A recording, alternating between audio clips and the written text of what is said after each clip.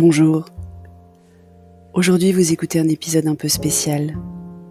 J'ai décidé cet été de vous faire découvrir ou redécouvrir les épisodes qui ont le plus marqué les 2 premières saisons du podcast. Les plus écoutés, les plus likés sur Instagram ou les plus lus sur le blog. Vous les avez peut-être ratés. Alors tout cet été, 2 fois par semaine, vous allez pouvoir vous replonger ou vous plonger pour la première fois dans ces épisodes qui me tiennent particulièrement à cœur.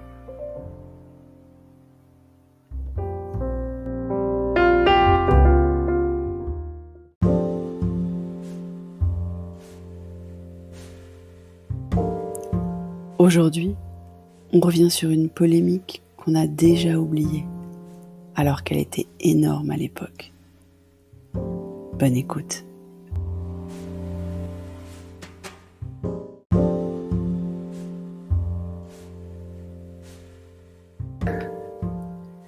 Bonjour, vous écoutez l'épisode 114 du podcast Revue et corrigée. Cet épisode est tiré d'un billet du blog publié le 28 juin et s'intitule « On touche le fond ». Mais quel bordel! Le dimanche, je ne me précipite pas aussi vite que les autres matins sur mon téléphone. Le dimanche, je ne lis pas Twitter, LinkedIn et autres Facebook au saut du lit. Le dimanche, je savoure mon café sans info et j'attends la newsletter de Flynn Dimanche pour commencer à lire. Elle était très bien d'ailleurs ce matin, comme d'habitude. Elle parlait de Raoult et de la polarisation idéologique et politique de la France, et elle est disponible sur les liens en note d'épisode. Mais je ne vais pas vous en parler, alors qu'il y a des choses à dire. Non, aujourd'hui je vais vous parler hygiène beauté, parce que toute ma TL bruissait d'un sujet brûlant. Oui, on va parler de #j'arrête L'Oréal. Je ne sais pas vous, mais je n'avais pas lu le communiqué de presse de L'Oréal vendredi. J'aurais bien aimé pouvoir m'y référer ce matin, en lisant tout et n'importe quoi sur le sujet, interpellé par le #j'arrête L'Oréal entêté sur ma TL Twitter.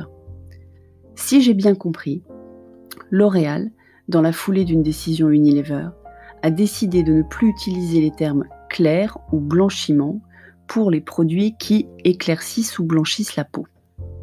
Je dis « si j'ai bien compris », car impossible de mettre la main sur le communiqué de presse qui a mis le feu aux poudres, ni sur le site ni sur les réseaux sociaux du groupe. Ils ont vite rétropédalé apparemment. C'est un dialogue de sourds. Ça m'inspire 2 choses. Ce sont les produits de blanchiment et de peau et autres éclaircissements qui sont choquants, parce qu'ils véhiculent l'idée que plus la peau est claire, plus elle est, entre guillemets, belle. Vous noterez les guillemets, je refuse d'entrer dans ce genre de débat. Donc, ne plus dire que le produit fait ce qu'il fait, mais continuer à le vendre, me paraît quand même d'une hypocrisie rare.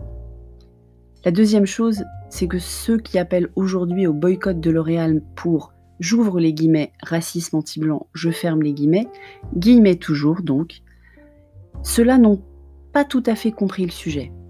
D'ailleurs, L'Oréal n'aurait pas annoncé enlever le mot blanc de l'intégralité de leurs produits.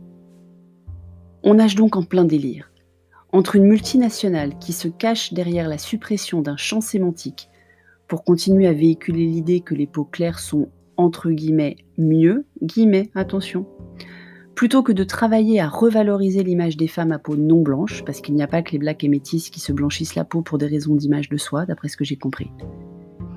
Et donc, entre cette multinationale et des gens, oui, je sais, j'ai dit les gens, j'ai honte, vous pourrez me rappeler l'épisode 97, entre une multinationale et des gens qui s'offusquent un peu vite en tirant des traits un peu forcés sur la suppression de ce même champ sémantique.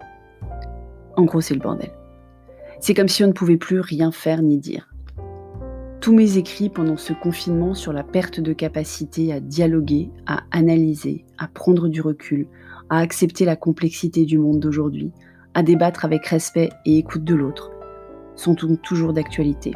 Je vous en parlais à l'épisode 101. C'est même de pire en pire. D'ailleurs, tout le monde préfère aller se défouler sur Twitter et autres Facebook que d'aller voter apparemment.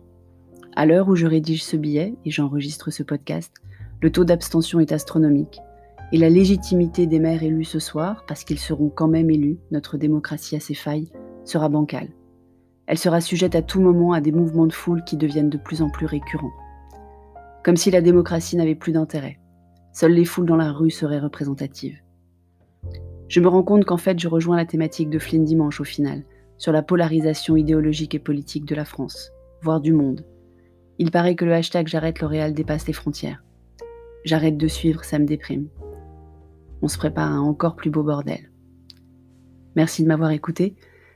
Si vous écoutez sur Apple, surtout laissez un commentaire avec vos 5 étoiles et sur toutes les plateformes de balado-diffusion, abonnez-vous et partagez. À bientôt.